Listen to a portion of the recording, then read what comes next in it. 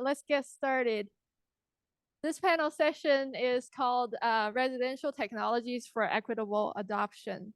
My name is Jingjing Liu with Berkeley Lab. I manage the CalFlex Hub program.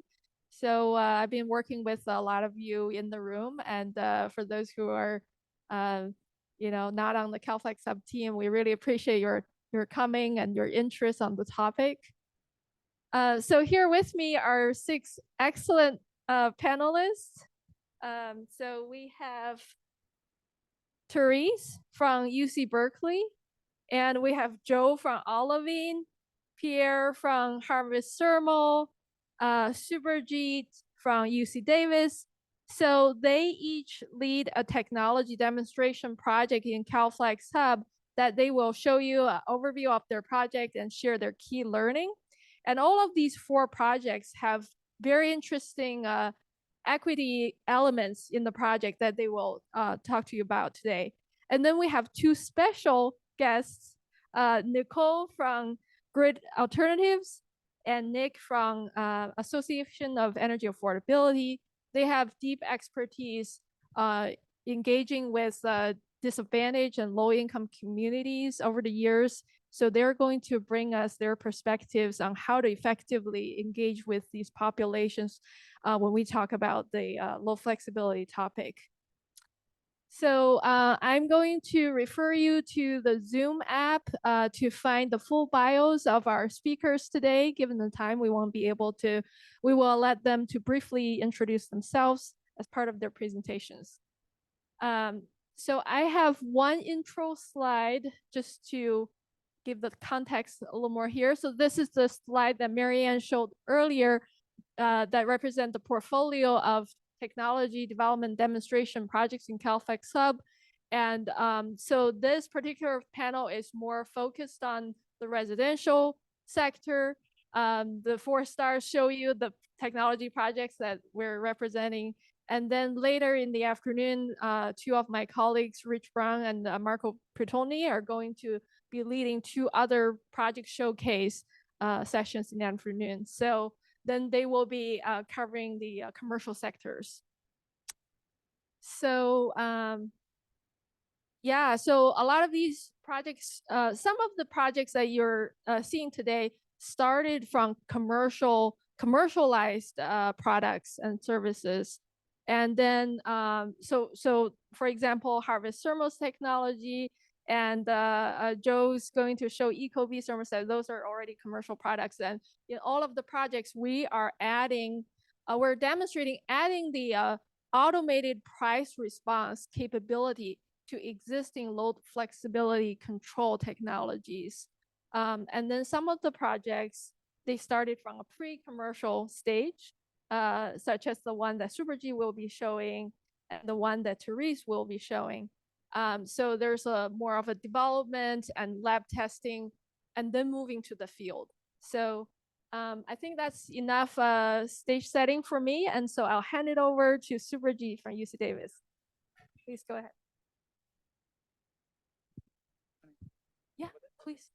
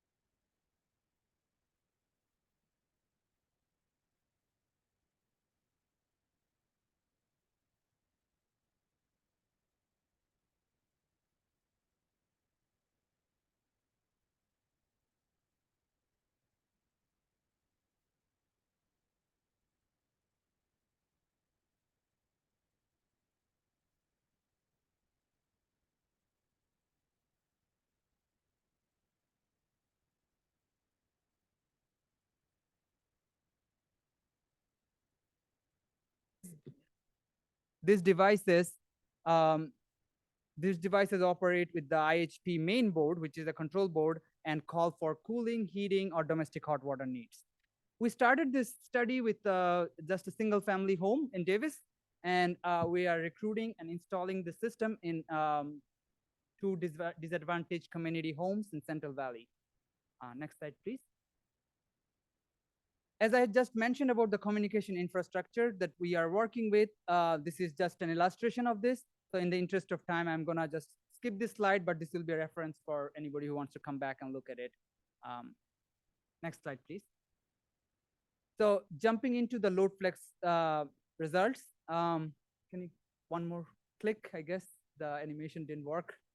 Okay, let's just look at the first plot. I know it's a busy slide, so excuse me for that. So looking at the first top plot there, is just the water heating section of the system.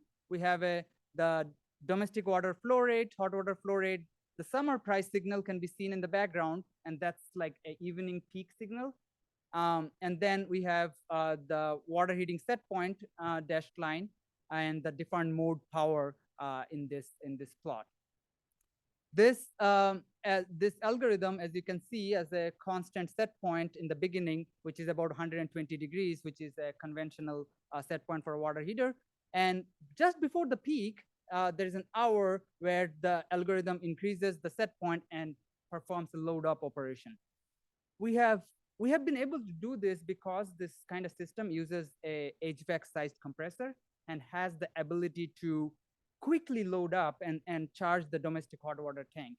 And because of that, just 1 hour load up, we have seen that it leads to lower heat losses from the tank and some savings on energy costs too. Coming to the space cooling side, we have the outdoor temperature, the cooling set point, and the different modes of power shown here. One of the highlights of this technology that we got really interested, that got us really interested, is the availability of a higher efficiency mode called with simultaneous space cooling and water heating. And the way with the algorithm takes advantage of it is that, as you see on the top, when there is a high water draw event and there is a need for water heating, the algorithm drops the space thermostat by a couple of degrees, triggering the dual simultaneous mode, which can be seen with the power of the AC and water heater mode power. Subsequently, similar to the water heating operation, there is a pre-cooling operation that happens right before the peak to prepare the home for during the peak. One of the load flexibility added to the HVAC, as you can see, really does not avoid the AC operation during the peak, but we have noticed that it reduces the compressor cycling in comparison to a baseline operation. Moving on, next slide, please. The key learnings that we want to showcase here is that the optimization algorithm needs to adapt to different occupant preferences, and that in turn affects load flexibility impacts. The water heater load flexibility savings are higher, and the HVAC load flexibility has lower benefits because of absence of thermal energy storage, and there are frequent adjustments to thermostat set points that we have observed. The disadvantaged communities and sites that we are adding, we have been monitoring the thermostats, and we have observed both challenges and opportunities. We see that the occupants interact quite frequently manually with the thermostat and even turning them off. So that is definitely a challenge. But on the flip side, we also observe that they have higher tolerance or wider range of set points that could be beneficial for load flexibility. And finally, I want to say that we have used a rule-based algorithm for load flexibility, which is easier to implement and has shown to save both peak electric energy and demand. One more click, please. I think I'm missing one last commercialization. Oh, maybe not. So the way we are looking at the commercial strategy of this is that we are going to work with our integrated multifunction heat pump partners like Villara Corporation and other systems coming into the market, and use this research cloud server to package with those heat pumps and offer it to customers. Thank you. Thank you very much, Superjeet. Let's go to the next speaker, Pierre from Harvest Thermal. Can you hear me? Great. Good morning, everybody. Thank you for coming. And so I'm Pierre Delforge with Harvest Thermal. We manufacture and commercialize another type of integrated heat pump, like Superjeet just mentioned. It's a system that provides both heating, cooling, hot water, and energy storage in one system. Our mission at Harvest Thermal is to help scale home decarbonization by making it more affordable to install and more affordable to operate. And we have two key ideas for doing this. One is integrate system. Instead of having three appliances, one for heating HVAC, well, for heat pump for HVAC, one for heat pump for water heating, and a home battery, you integrate all of these single heat pump to do heating and hot water, and you turn the tank that you have anyway for hot water into thermal energy storage for both hot water and heating. The second key idea to reduce energy costs is to leverage software and thermal energy storage to optimize the time of heat pump operation for higher energy efficiency and for lower energy costs. So next slide, please. So this is a packed chart, and I'm trying to unpack it for you and walk you through it. So this is a typical day. Actually, this is the average day at one of our test sites, which is represent the average of a 14-day period from midnight to midnight. The colored bars are prices that were sent from the CalFlex Hub price server. Red are high prices and green are low prices. The orange curve is when people use heating and hot water, which is very coincident with high prices. And that's what happens with heat pumps. They tend to operate when it's coldest, and evening and mornings when the prices are higher. The green curve is where we reshape the load and where the harvest system used energy, which is very aligned with low prices. And the shaded area is the state of charge of the thermal battery. So it's high in the morning, but just before you start heating. So basically, we load up the thermal battery all the way, but it says 70% because it's an average, actually it's 100% every day, slightly different time of day.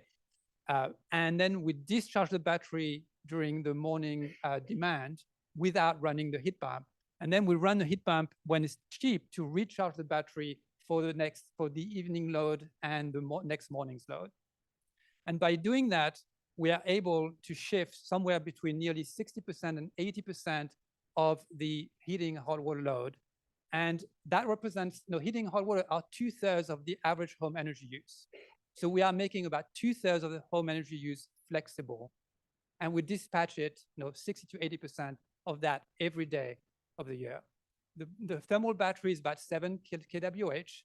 We dispatch it in the winter twice a day. So we have 14 kilowatt hours of energy storage that is dispatched every day of the year in the winter, and about 7, a little bit less in summer. We only have domestic hot water. Next, please. I'll try and do very quickly. So perhaps more importantly is the cost savings. We were able to reduce cost by 50% compared to non-load shifted. The chart basically shows 3 time of use rates without load shifting, and then the last bar is with load shifting. And that's 50% compared to the dynamic price without load shifting, and 65% reduction compared to the standard time of use rate, PG&E time of use rate. And that's a key result, because load flexibility has the potential to make energy more affordable, particularly in low-income communities where who need it the most. Last slide, please. So key learnings. First, that we validated the feasibility and the benefits. Second, in order for this technology to be adopted, we need to encourage the adoption of the building blocks of load flexibility. Load flexibility is not just about controls and communication. It's about technologies that enable storage and load shifting, like thermal energy storage, air-to-water heat pumps, and combined system or integrated system to make it more affordable. And currently, a lot of the programs that we have out there do not include these technologies. they all require a CR metric for the heat pump that de facto excludes load shifting technologies. So we have to be very intentional in designing programs that are not just include, but also prioritize technologies that can do load flexibility. And the last slide, the last point is that this is particularly true for equitable adoption. If we want low-income communities who need the energy savings the most to be able to benefit and to access these technologies, we need to make sure that the programs that are focused on low-income communities, and the ones with the big money, the big budget, like Equitable Building Decarb, $1 billion, Energy Savings Assistance Program, and the Weatherization Assistance Programs and others, those programs in particular need to include and prioritize technologies that provide load flexibility and can reduce energy costs by 50%. Thank you. Thank you. Yeah, so Joe, please go ahead. What do you prefer? Okay. Thank you. I'm Joe Borg, Vice President at Olivine, and I'm also the project manager for all of our CalFlex Hub efforts, which includes providing the price server and several demonstration projects. And I'd like to start off just by saying I'm very happy to be here talking on the equity panel, and I want to talk a little bit more about equity than the technology, because I think we all know how smart thermostats work in this room. And so Olivine is very committed. We have a core value of equity and energy access for all.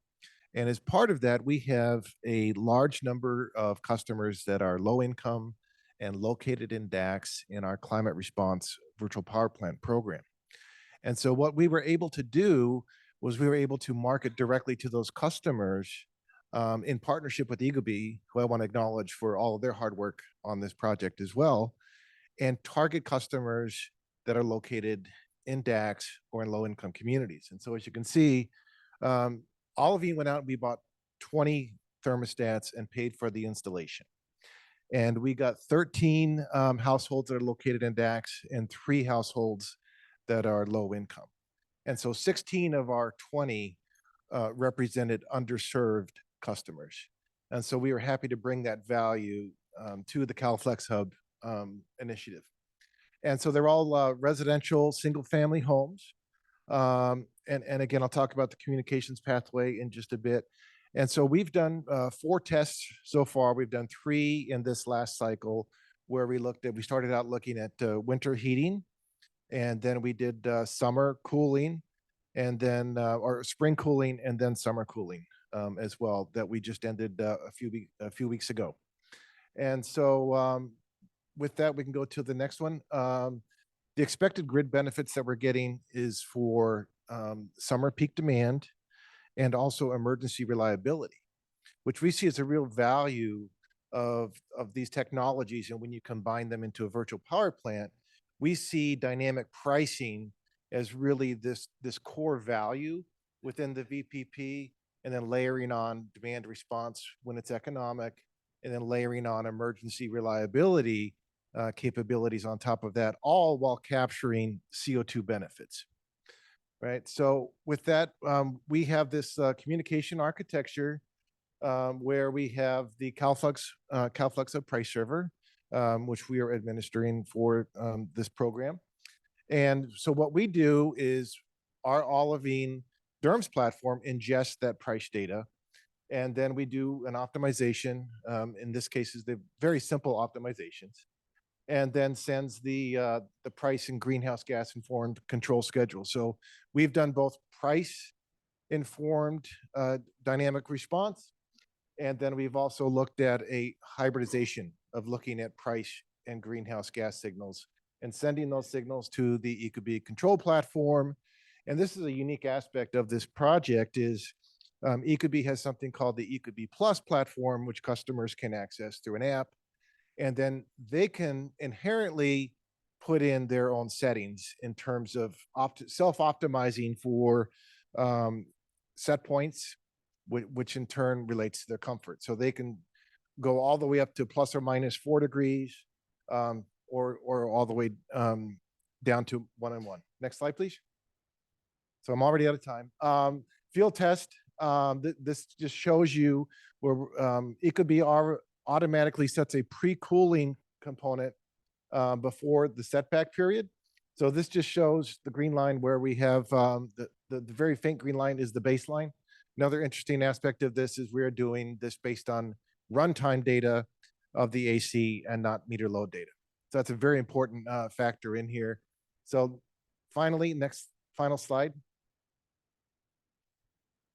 Interestingly, one of the things I want to talk about in equity is that I don't see that the customers in the DAX or low income have any different challenges. They're just more pronounced within those communities. And so you can see we had a lot of signal integration issues, which means that customers did not set up or pair their system, right? Or they had it or they had it turned off, or a host of other issues in terms of people moving away. A lot of renters might move away, change their passwords, or change their internet service providers. And so with that, I'm out of time, but happy to talk to any of you later about this. Thank you so much, Joe. So Therese, yeah.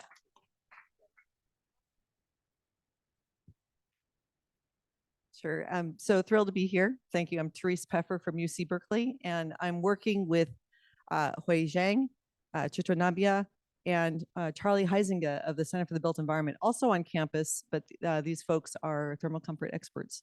And also another partner is Big Ass Fans, the fan manufacturer. So we are, it's the Cool Fit project. FIT is fan integrated with thermostats. You've heard a lot about thermostats already, but the basic idea is for the thermostat to receive a price signal to reduce the cycling of the HVAC equipment, which is typically, in this case, it's 1,000, 1,500 watts, and turn on a fan. These are 3 to 8 watt fans. We've measured it, right? So a huge, huge reduction in consumption. And the whole point is to keep people comfortable. So our site is the Franco Senior Center in Stockton, in downtown Stockton, so a disadvantaged community. And let's see, go to the next slide, please. So we installed a smart thermostat on a packaged terminal air conditioning unit in 5 different apartments. We installed power monitoring equipment on the PTAC itself, temperature monitoring equipment, sensors on the walls, and a hotspot to gather the information from these monitoring systems, as well as to connect the smart thermostat and the smart ceiling fan. And we also interviewed the residents about their comfort, their thermostat use, and so forth. We actually sent them comfort surveys during the different events. Let's go to the next slide. So we had 20 different events where we raised the temperature of the thermostats between 1 and 4 degrees Fahrenheit between 1 and 3 hours. The fans responded.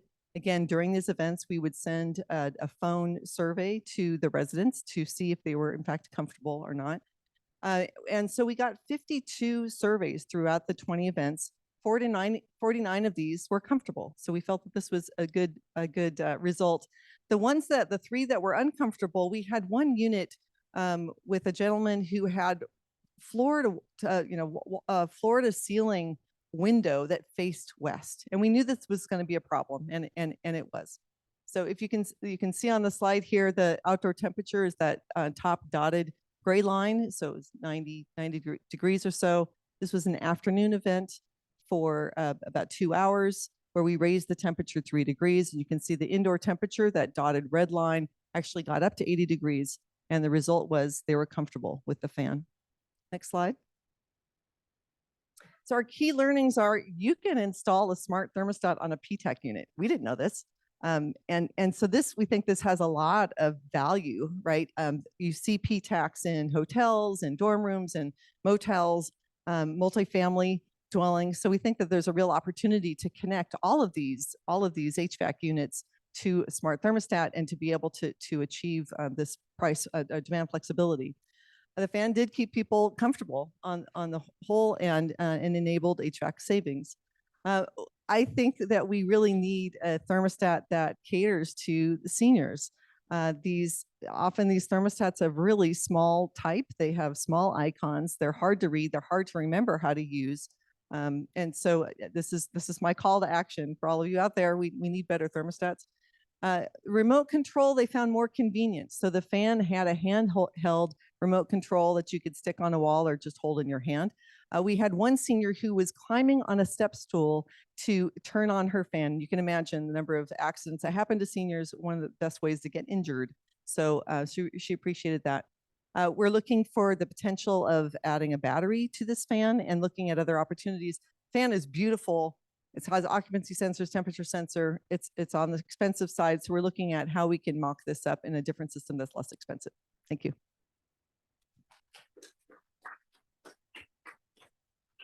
Okay, so next, Nicole. Hi, I'm Nicole Bloom. I manage strategic initiatives for Grid Alternatives. And at Grid Alternatives, we believe that the equitable and rapid transition to renewable energy must benefit everybody. Can you not hear me? I see something. You can hear me. Okay.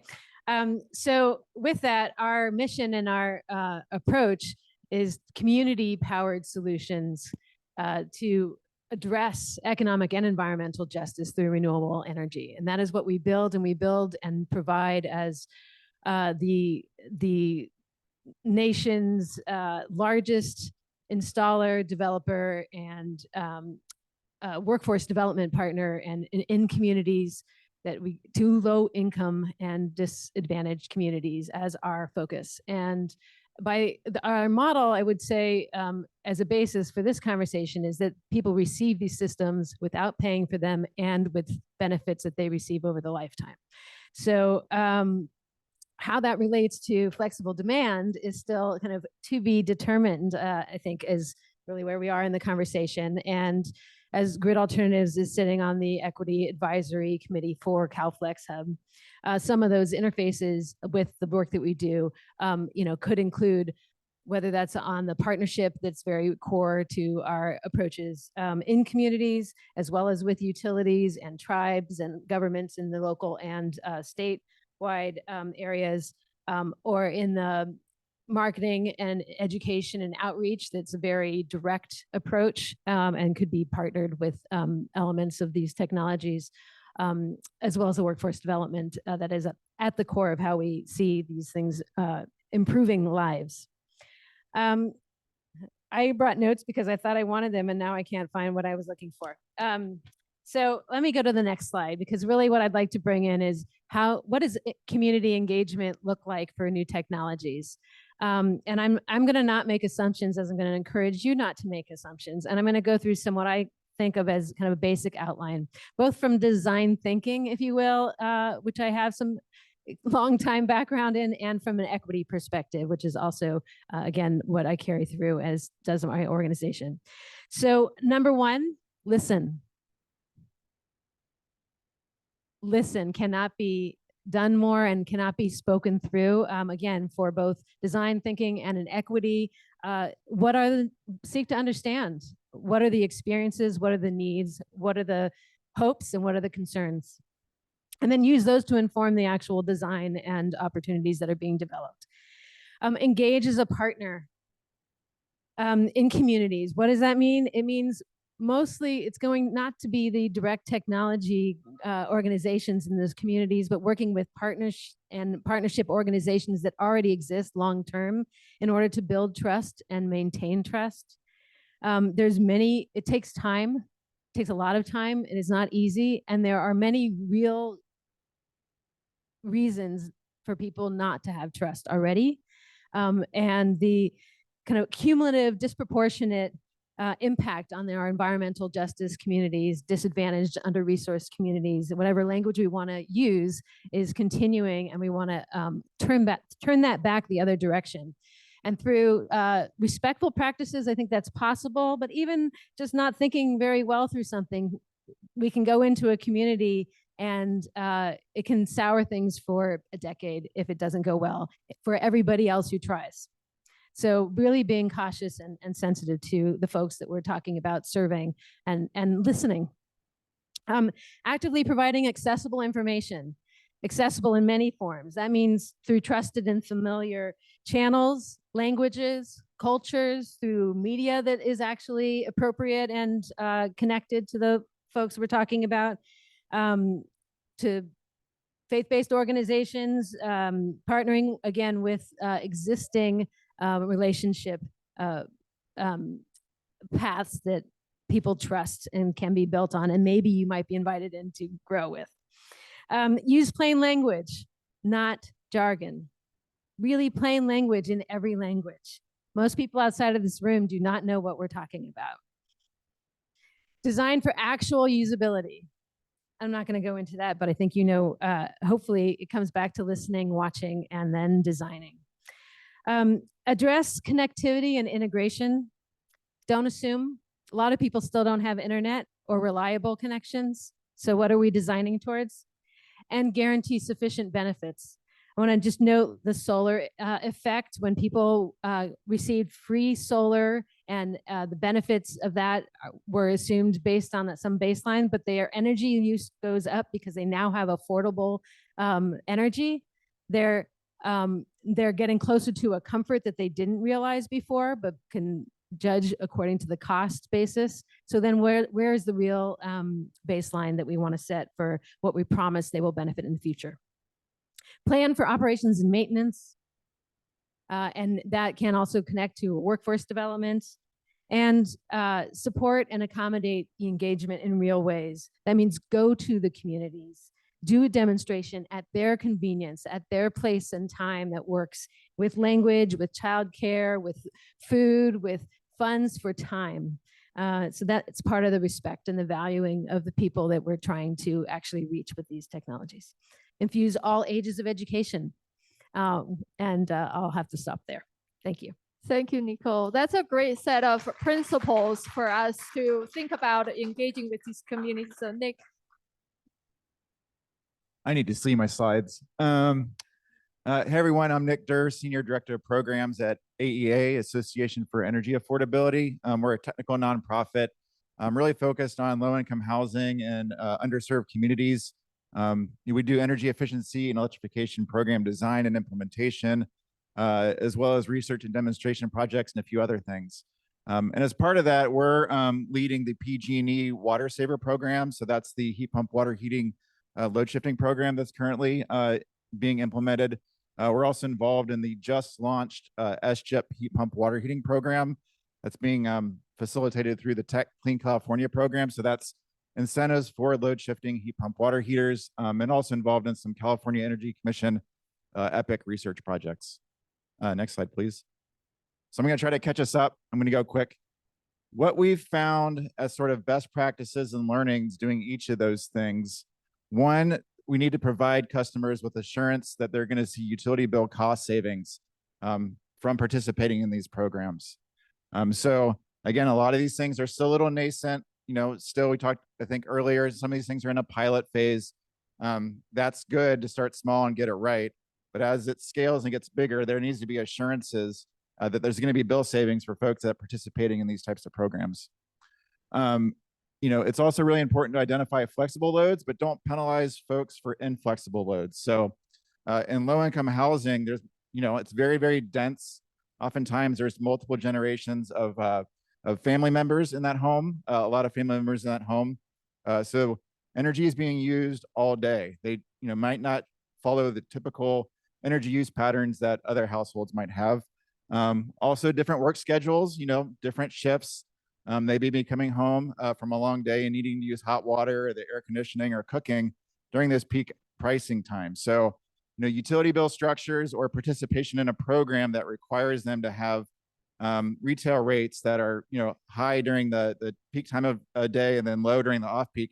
There may be certain loads that they cannot be flexible on. So just needing to be mindful of those things is important. Simple connectivity requirements.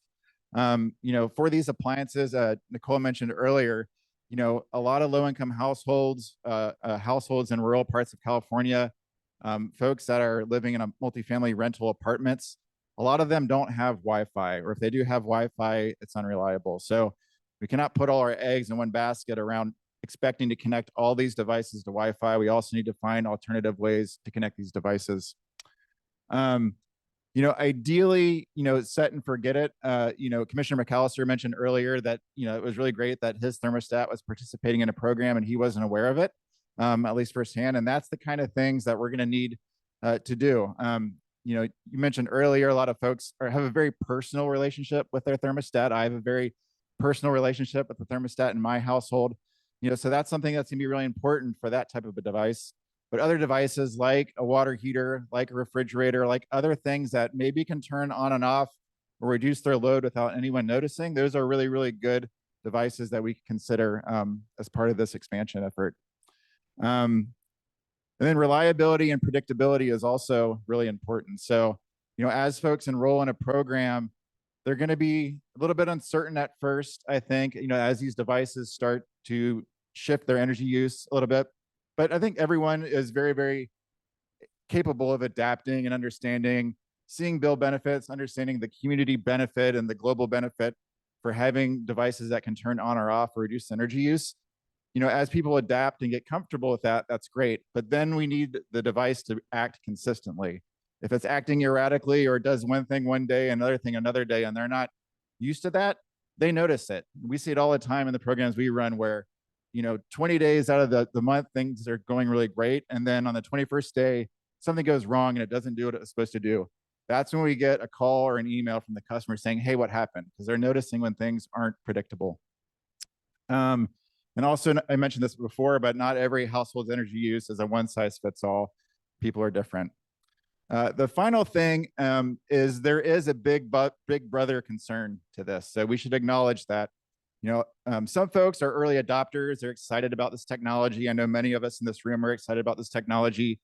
But in the general populace, and also for underserved households, and maybe especially for underserved households, you know, they have a concern around, you know, a government entity or a utility or some third party taking control of the things in their home.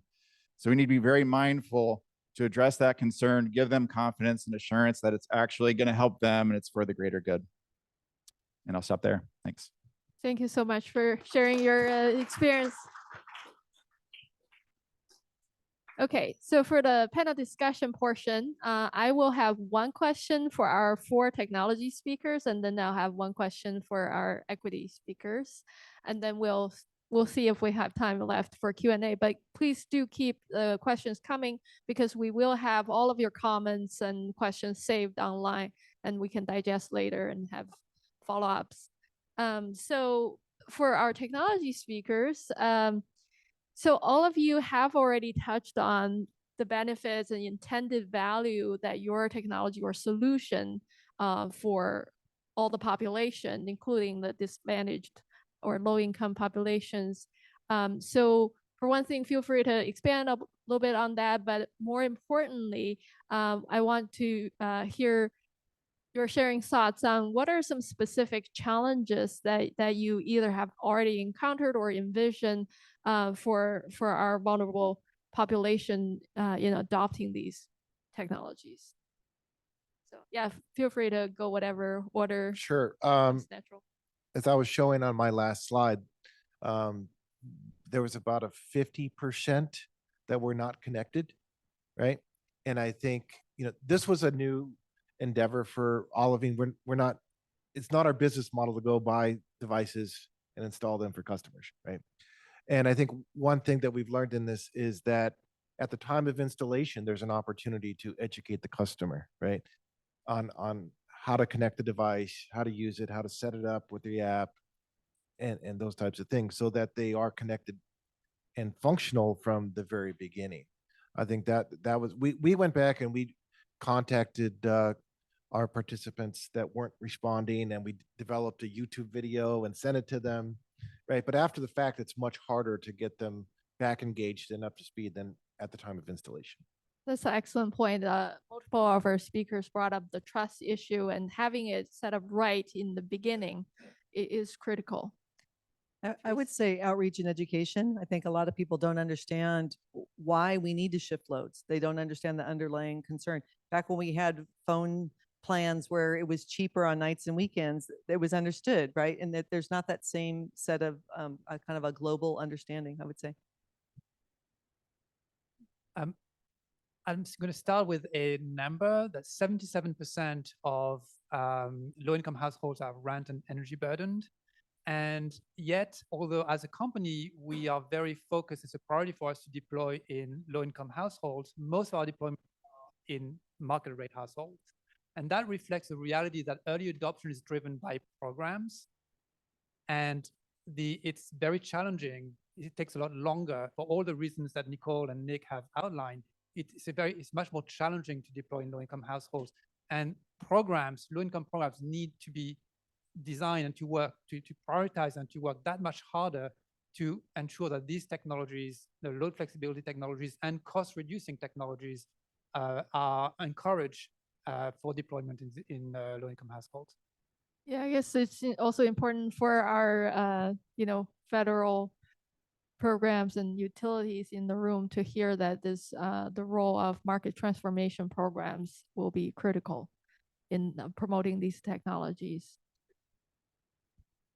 Yeah, thanks, Pierre, for mentioning that. I think in addition to like programs that encourages other types of systems like the integrated systems, one of the things challenge that comes to my mind is with something like an integrated system, you need workforce development and contractors and people who are trained to do multiple trades of work, plumbing, HVAC, electrical, all need to come together. And in disadvantaged communities and areas like that, it's harder to come by. So there should be more programs which encourages and develops that workforce for this kind of transition. Yeah, absolutely. So having the right combinations of skills to actually handle these technology correctly. So we set up people for success, not failure. Super important. Yeah, so my questions for Nicole and Nick here is, so we're talking about dynamic electricity price and load flexible controls. These two topics in combination is very complex, even for an average utility customer, not to say for our disadvantaged populations who are often, maybe lower in education levels and have other struggles. So what's your tips and advice for our CalFlex Hub teams when we trying to work with these populations and trying to promote these technology solutions to them? What should we be mindful? And what are some practical tips and considerations you have for us? Thank you. So I'm going to go back to the listening and acknowledging that this is certainly a challenge, but not one that's unsurmountable. And I want to speak to the opportunity here, because we're talking about learning from people who have a lot of lived experience managing limited resources. And that is our big picture that we're all trying to address. So let's learn from those who have perhaps, some very deep experience that they could lend to the effort. So with that plain, accessible language, being face-to-face, being out there in the community is really incomparable. Having something that you offer for free is one thing. Another thing is if you have a project you're installing and you have another free opportunity at that moment to interact and interface and educate and even install something and have it set up before you leave. We serve folks that are out in rural areas and in lots of the tribes. This is not a non-issue of how far places are to actually serve. So take advantage for everyone's sake of when you're in community and being there with demonstrations. Demonstrations of the real technology in a community where people can visit it at their appropriate time and with, again, educational multi-language access available. And funding that can provide ideally free, at least initial periods of experience and learning, I think is really going to be key. Building champions in areas that can say, oh, look how this works for me, goes a long way. It's a human experience. Guarantee minimum benefits. Going to come back to this again, what savings will there really be, and being very careful to guarantee and not just promise something that may or may not be realized. Mine will be pretty much the same, but I'll try to touch on a few more. So again, utility bill benefits. If it's not utility bill benefits, other financial or quality of life benefits, but being really mindful about, why it's in their interest to participate in something like this. I think is really important. And like you messaged earlier, just understand like this is also a community benefit and for the greater good as well. Yeah, simple messaging. I can't stress that enough. I think everyone in this room, we all really believe in this concept and this technology, but many of us are scientists or nerds or policymakers, and we're not specialists at communication. And there are people, you know, where that is their specialty. And I think that's going to be super important to get right as this expands, is, you know, making sure it's simple and to understand, and, you know, overall what the intent is going to be. I think the other one is, you know, there's a comment made earlier on this, and I've seen this on some of the heat pump water heater manufacturers, but providing some amount of control to the homeowner or occupant or participant. So, you know, something of the equivalent of that sliding scale of, you know, I really, really, really want availability of my end use, and I'm okay with it, you know, being reduced a little bit here, but I'm not really that focused on bill savings. You know, I'm okay with a little bit. Or on the other side, like, you know what, like I'm totally comfortable throwing on a sweater or turning on a fan or doing something, and I'm willing to do that to get additional utility bill benefits or financial benefits, but letting them choose, you know, where on that spectrum they would like to be. Yes, thank you. I think that what is the minimum benefit that we can bring or guarantee, or, you know, close to guarantee, that it is a question that all of our CalFlex Hub teams that were thinking about that in the next stage of your project. So considering the time, I say we will skip the Q&A from you know, from Zoom for this panel, because we want to bump up our next speaker from Department of Energy. So Ram is going to be speaking before lunch. So we will follow up with you. We will digest all the Q&A and chats that we have received. Appreciate that. And if you're here, obviously, feel free to catch with one of us. So thank you.